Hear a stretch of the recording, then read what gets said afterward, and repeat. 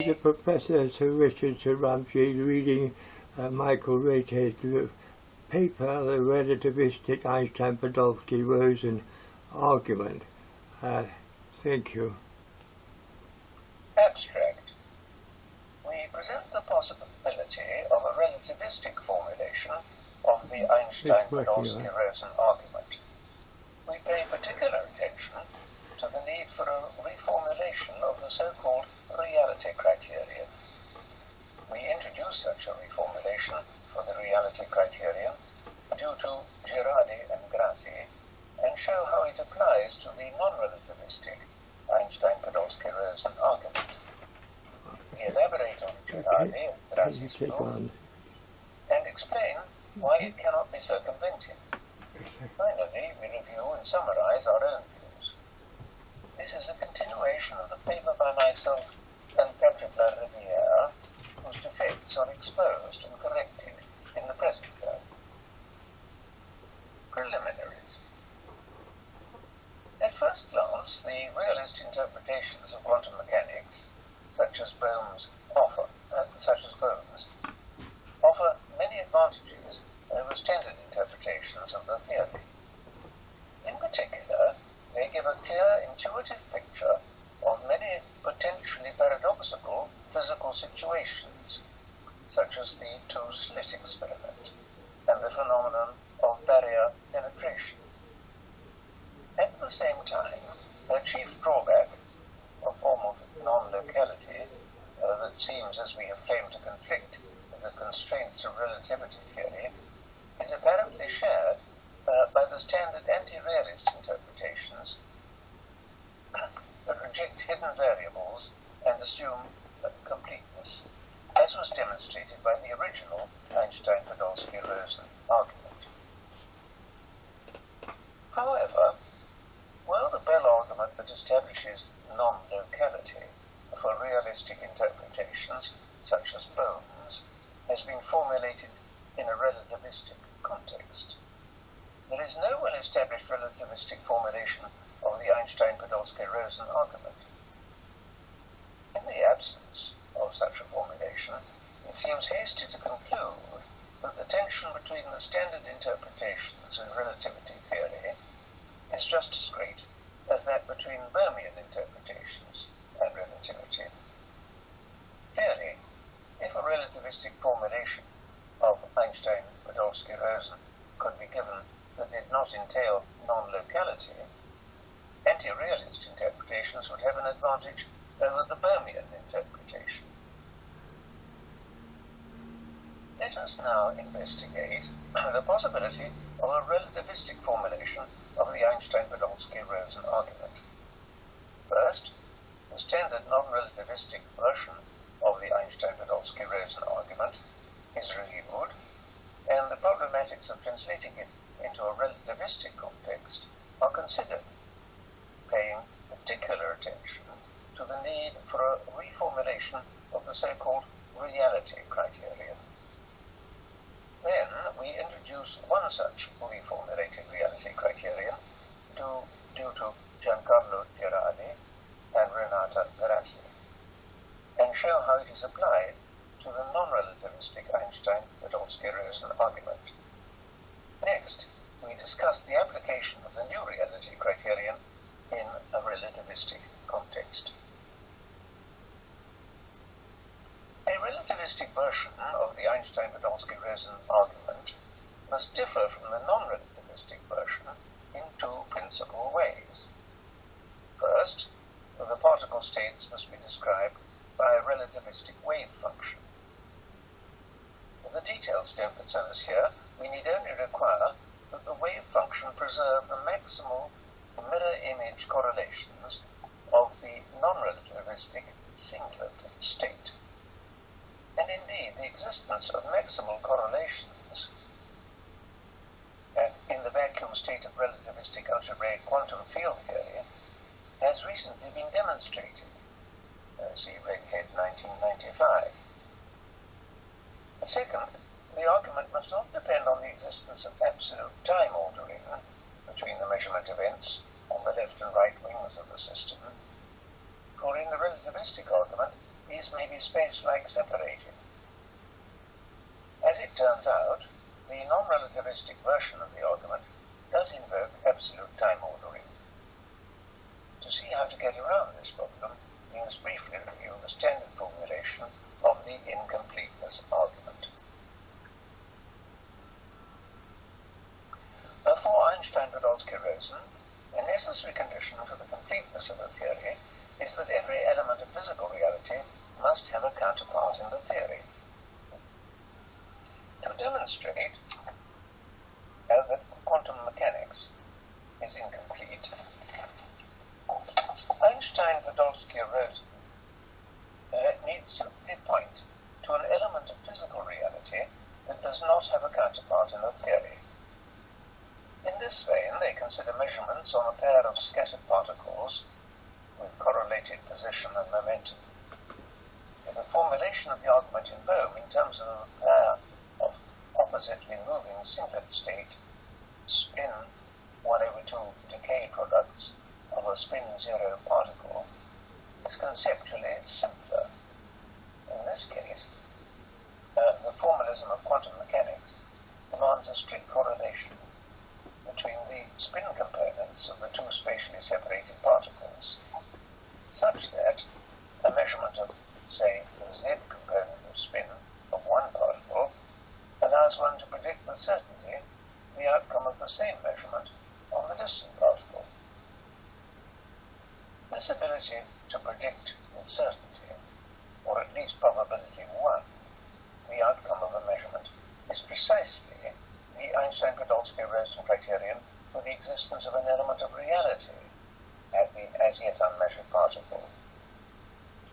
By invoking one final assumption, a locality assumption stating that elements of reality pertaining to one system cannot be affected by measurements performed at a distance on another system, Einstein-Podolsky-Rosen can establish that the element of reality at the unmeasured particle must have existed even before the measurement was performed at the distant particle. But the quantum formalism describes the particles at this point with a singlet state, and thus has no counterpart for the element of reality at the unmeasured particle. It follows that the quantum description was incomplete. To put it schematically, schema 1, quantum formalism, or locality, implies not completeness. Alternatively, if one assumes completeness, the argument may be rearranged as a proof of non-locality, schema 2. Quantum formalism, or completeness, implies not locality. The problematic assumption of absolute time ordering entered the argument in the reality criterion, which turns on the possibility of predicting with certainty the outcome of a measurement along one wing subsequent to having obtained the result of a measurement along the other. Of course, for space-like separated events, notions like precedence and subsequence are reference frame dependent, not absolute. So to translate the Einstein-Podolsky-Rosen argument to a relativistic context requires a modified criterion for the attribution of elements of reality that is not contingent on the time ordering of the measurement events. Girardi and Grassi have undertaken to formulate just such a criterion. For the sake of clarity, we shall first describe how this criterion applies to the non-relativistic version of the argument. Girardi and Grassi's criterion rests on the truth of certain classes of counterfactual statements. Statements of the form, if phi were true, then psi would be true, where the antecedent phi is in general known to be false. In particular, they wish to link the attribution at a time, t, of the property corresponding to observable A having value A, to the truth of the counterfactual assertion, if measurement of A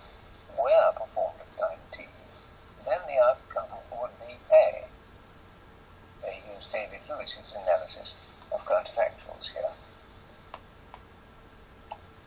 With this criterion in hand, Girardi and Gracie can now run the non-relativistic Einstein-Podolsky-Rosen argument essentially as before. They assume a measurement of property A is performed on the right-hand particle at time tr, yielding a specific result A. To ascertain whether an element of reality corresponding to property A equals A apostrophe exists at the left-hand particle, they must assess the truth of the counterfactual assertion. If I were to perform a measurement of property A at the left-hand particle at time tl, I would obtain the result A apostrophe. In the non-relativistic case, the truth of this counterfactual assertion follows naturally from the presence of absolute time ordering.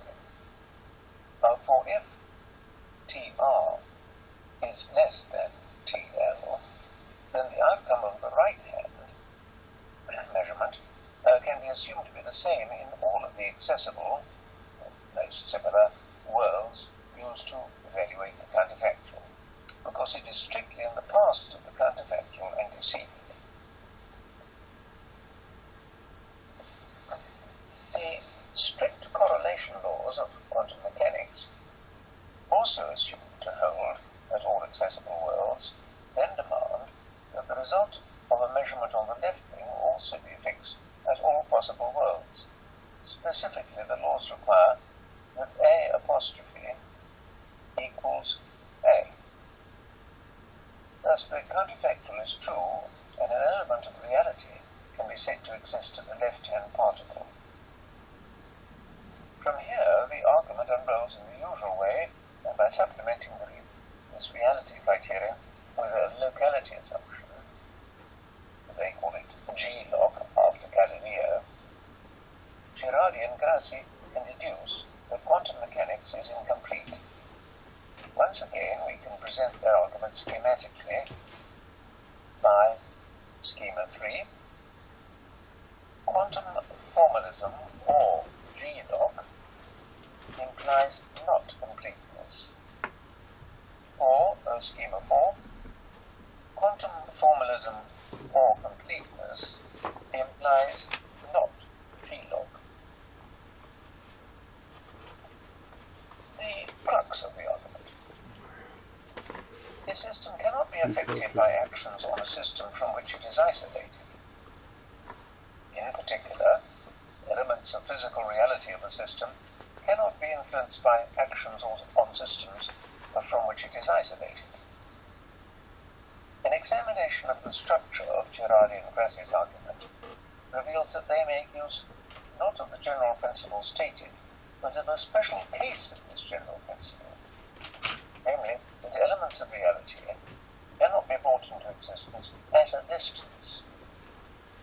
It is this special case of G-log, call it ER-log, or elements of reality, that enters towards the end of the argument to establish that the measurement at the right wing could not have created an element of reality at the left wing, and that it must have existed prior to the measurement of the right wing, when the quantum formalism said the particles were in a singlet state. Thus, they conclude that quantum mechanics is incomplete. All is well so far, but when one turns the argument around, assuming completeness and dispensing the locality, one must ask, can one be more precise as to which locality principle should be given up? The principle they label G-log, or the special case, ER-log? Indeed, it is the latter, but it only is entered into the argument. As it turns out, the distinction between G-log and ER-log does not affect their conclusion in the non-relativistic case.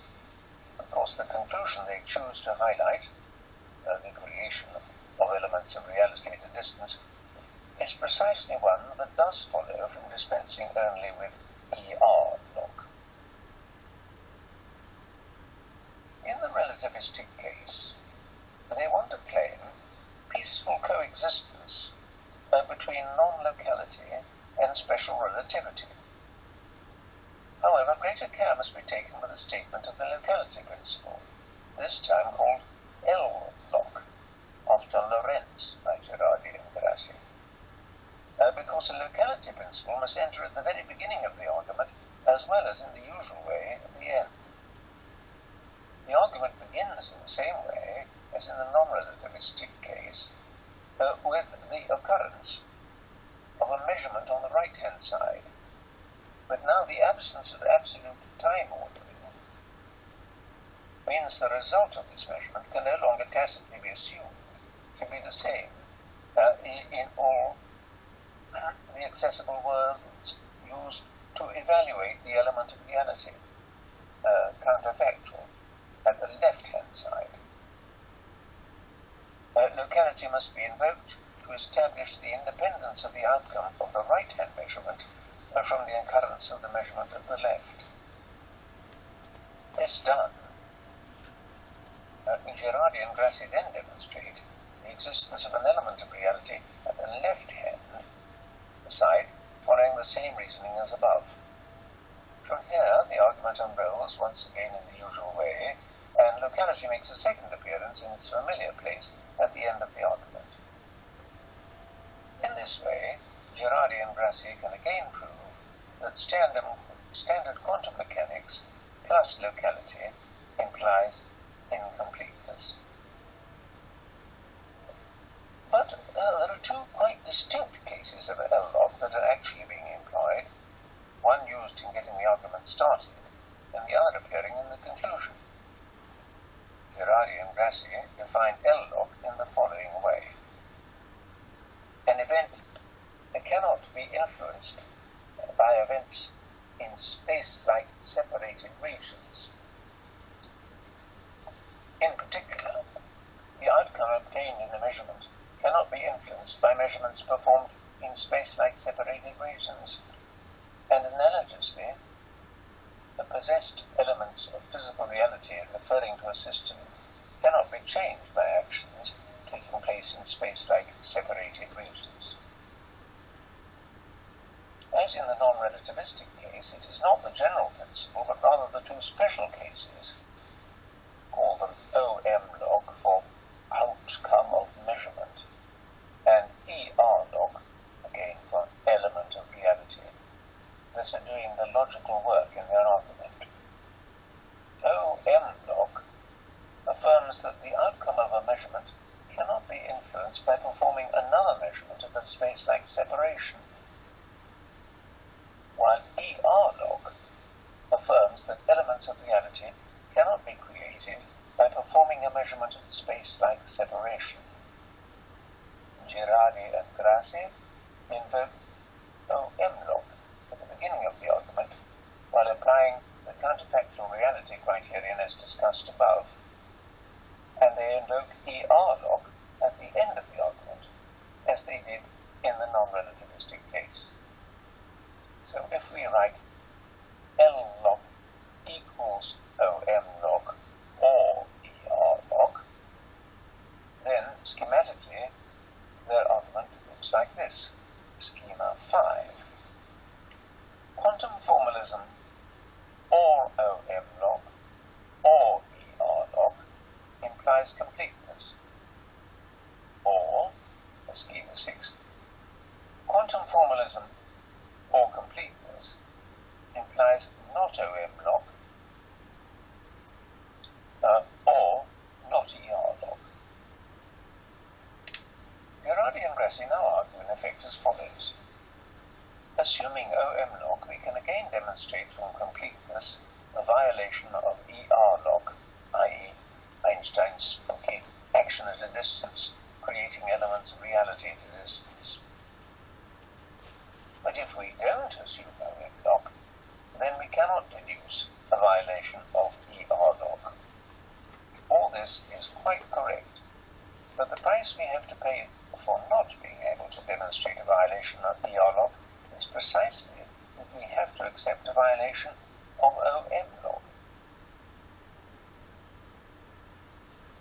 In other words, that the relativistic formulation of the Einstein-Podolsky-Rosen argument does not help with the thesis of peaceful coexistence between quantum mechanics and special relativity, unless one argues that violating ER lock is more serious than violating OM lock from a relativistic point of view. This is hard to maintain, since violating OM lock involves a case-by-case version of what Shimonian refers to as violating parameter independence, i.e., the independence of the probability of the outcome on one wing of the Einstein-Podolsky-Rosen experiment with respect to the parameters controlling the type of experiment being performed on the other wing. By analogy, violating ER lock is also a form of parameter dependence. So Girardi and Grassi's claim of peaceful coexistence is already justified, with a novel idea of how it works out, a violation of OM lock. The thesis of myself and La Riviere's paper. However, they say they need to identify an additional assumption omitted from schemata 5 and 6, which, if challenged, could undermine the evidence. Recall that to run the argument in either the non-relativistic or relativistic case, Girardi and Grassi must establish that the outcome of, say, the right-hand measurement is the same in all accessible worlds. With this established, the correlation laws of quantum mechanics imply that the outcome of the left-hand measurement is the same in all accessible worlds, and hence establish the truth of the counterfactual assertion about the left-hand measurement result that permits the attribution of an element of reality to the left-hand particle. In the non-relativistic case, the constancy of the right-hand result is a natural consequence of the absolute time ordering as discussed above. In the relativistic case, a premise akin to one that Michael Redhead, following Stuck, labels the principle of local counterfactual definiteness, PLCD, principle of local counterfactual definiteness, is needed to do this sort of work.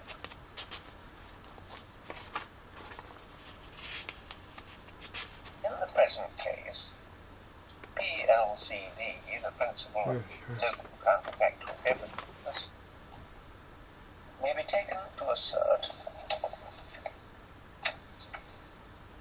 that the result of an experiment that could be performed on a microscopic system has a definite value that does not depend on the occurrence of a measurement at a distant apparatus. Girardi and Grassi implicitly assume that PLCD is licensed by their locality principle, for they invoke only OM lock to establish the constancy of the right-hand outcome in all accessible worlds. But we argue that PLCD does not follow directly from any typical locality principle, certainly not from one like OM lock, which asserts that the outcome obtained in the measurement cannot be influenced by measurements in space-like separated regions. The reason is quite simple. While invoking locality may prevent measurements on the left-hand particle from influencing the result of the right hand, and from breaking the constancy of the accessible worlds as far as the right-hand result is concerned, it does not prevent indeterminism from wreaking havoc, that sort of havoc. Intuitively, we can imagine that we run the world over again, this time performing the measurement on the left-hand particle. If we consider this left-hand measurement schematically as a point event with a backward light cone identical to that in the actual world, we are concerned with what will happen in the complement of the forward and backward light cones. Under indeterminism, the event elements in this complement, the absolute elsewhere, simply cannot be assumed to remain the same. Thus,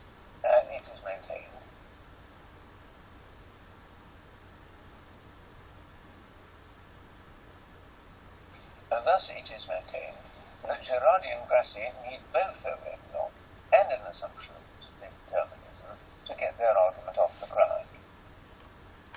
Schematically, we need to replace schema 6 by schema 7. Quantum formalism or completeness or determinism implies not OM log or not ER log. Thus, determinism implies OM log implying PLCD. Just to remind you, a PLCD stands for the principle of local counterfactual definiteness.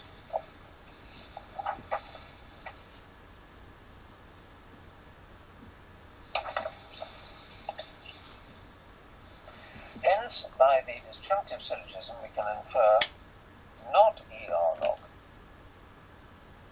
So the text of myself and La Riviere ends here. But there is a catch. There is a catch. We note that determinism implies Bell inequality, assuming randomness assumption to be true, for which independent engagement can be given. But this contradicts the conclusion that the Bell inequality is false, so we cannot infer not ER log. But according to Lewis, in a private communication, OM log implies PLCD, and hence allows the Bell inequality independently of determinism. The argument here appears to be the following. For possible worlds, we allow so-called quasi-miracles to happen, but also they might not happen. To prove the counterfactual, we need to close down worlds where miracles happen, needing the counterfactual to succeed. We disagree with this claim, since it involves discussion of possible worlds, whereas in our world the counterfactual comes out false. Put succinctly, the argument is the following. The counterfactual supposition about an event can, and indeed should, be taken to preserve as much as possible of the actual facts, as much as possible of the actual facts, compatible with the truth of the supposition. Since in a relativistic setting, a counterfactual supposition about an event is compatible with preserving the actual facts that are space-like separated from it. It seems to us, under indeterminism, one's treatment of a counterfactual supposition should respect the indeterminism by allowing the ways that history could play out compatibly with the counterfactual supposition to be considered. But if we follow Lewis, we again allow the Bell inequality. So on both counts, the attempt to rescue the justification of not ER log fails. We make a remark on Girardi and Grassi's proof on peaceful coexistence. For Girardi and Grassi, there are two sorts of arguments. First, EINSTEIN-PODOLSKY-ROSEN argument, assuming locality. Second, argument showing correctly how non-locality works in violating Bell. I confuse the two sorts of arguments, starting with the first argument, the ER argument assuming locality, and trying to prove peaceful coexistence according to the second argument, showing correctly how non-locality works in violating Bell. I learned from my mistake that Popper would have said. Notice how we have shown, using the first argument, the Einstein-Rosen-Podolsky argument assuming locality, that peaceful coexistence actually works out. Conclusion. concerning non-locality can we draw? Taking first the realist option, in which all observables have sharp values at all times, if we assume determinism or restrict the discussion to cases of strict correlation or anti-correlation, where we can derive determinism on plausible assumptions, there seems very little scope for avoiding the conclusion of non-locality for any realist reconstruction of quantum mechanics. But experimentally, we never observe absolutely strict correlations. So it may be argued that discussions of non-locality should not deal with this ideal case, but should be based upon the experimentally realistic non-ideal case. We are not convinced by this argument, since idealization is an essential aspect of any scientific theorizing.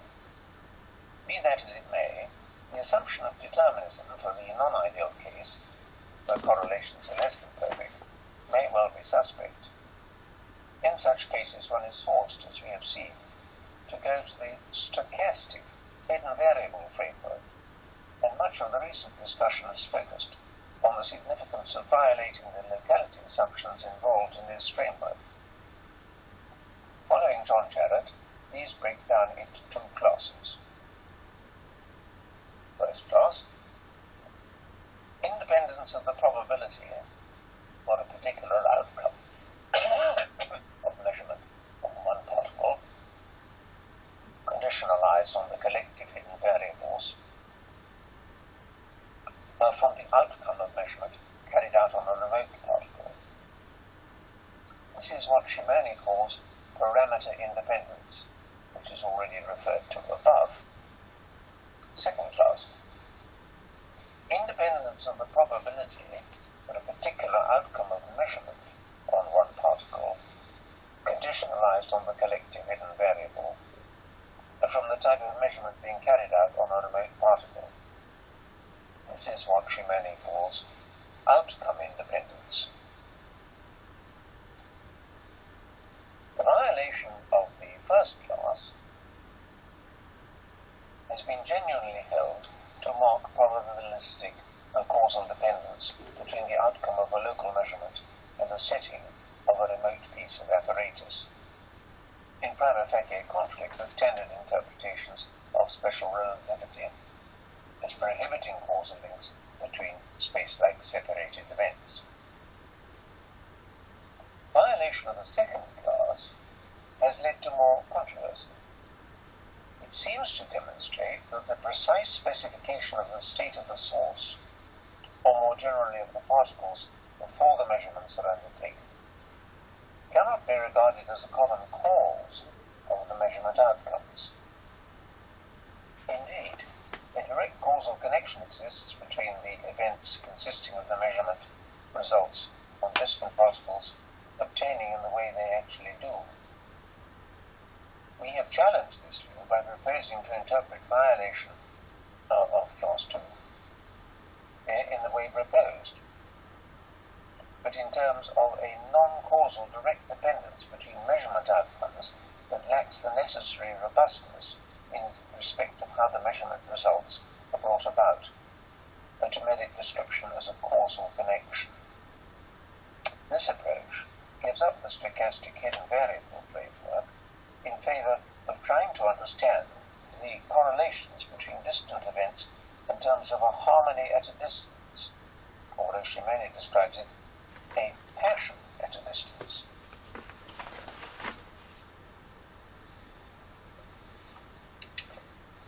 This idea ties in with, but is really quite distinct from, the fact that violation of class 2 cannot be used to transmit signals between distant locations, since the necessity to recover quantum probability distributions by averaging over the hidden variables means that we have no way of controlling the local marginal distributions for the result of measurement on one particle by varying the type of measurement performed on distant particles.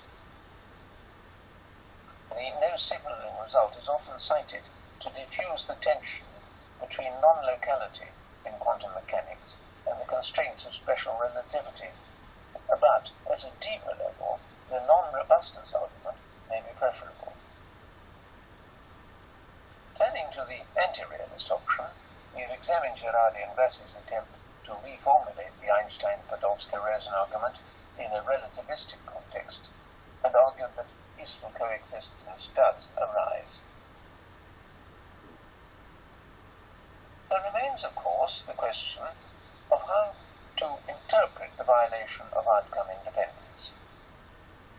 Assuming completeness, outcome dependence famously follows. In the Einstein-Podolsky-Rosen setup, this means that when measurements are performed at space-like separation on the two wings of the experiment, the results are mirror image correlated. As one potentiality gets actualized on the left, say, how does this happen exactly in tandem with the opposite result on the right? Are we faced with a causal effect, namely a result-to-result causation, so that peaceful coexistence with relativity is still challenged? Similar answers involving no signaling or non-robustness may be provided, as in the discussion above of the realist option. But it must be stressed that the mysterious harmony of the result-to-result correlations remains arguably spooky, even if it does not involve causal dependence. Another distinguishing feature of this harmony is its symmetrical character, quite unlike the asymmetry that one would normally want to ascribe to a causal connection. Shimoni's phrase, passionate innocence, seems exactly the right one to capture what is going on, even if one concedes that the mystery of the Einstein-Podolsky-Rosen correlations is not eliminated merely by introducing an apt nomenclature. For the anti-realist, the role of measurement is to actualize potentialities. If there are no measurements, then there are no actualities. This observation is particularly relevant to cosmological applications of quantum mechanics, where there is nothing outside the universe to serve as a measuring device. So from the cosmological perspective, one can argue that the realist option is after all to be preferred. Here one can argue that the non-separability approach, as exemplified in blocking the non-locality proof by denying the O-log principle, may in the end be the best way of understanding the peculiar features of entangled states in quantum mechanics. Many people find it difficult to see the distinction between violating O-log, non-separability, and violating E-log, action at a distance. A simple example, due to David Lewis, may help here. Consider someone with what she calls a bilocal hand. There is in reality just one hand that is manifested in two different places. If you shake hands with this curiously disabled person, her other hand will move in synchrony with the one you are shaking. Not because there is interaction between the two hands, but just because in reality there is only one hand, bilocally located. According to Lewis, this is an example of non-separability as distinct from action at a distance. Well, thank you very much indeed. Then we have an appendix that is discussing the O-log and E-log, etc., in a summary detail, and acknowledgements and the final references. But thank you very much for reading the paper, and now I'm going to switch off.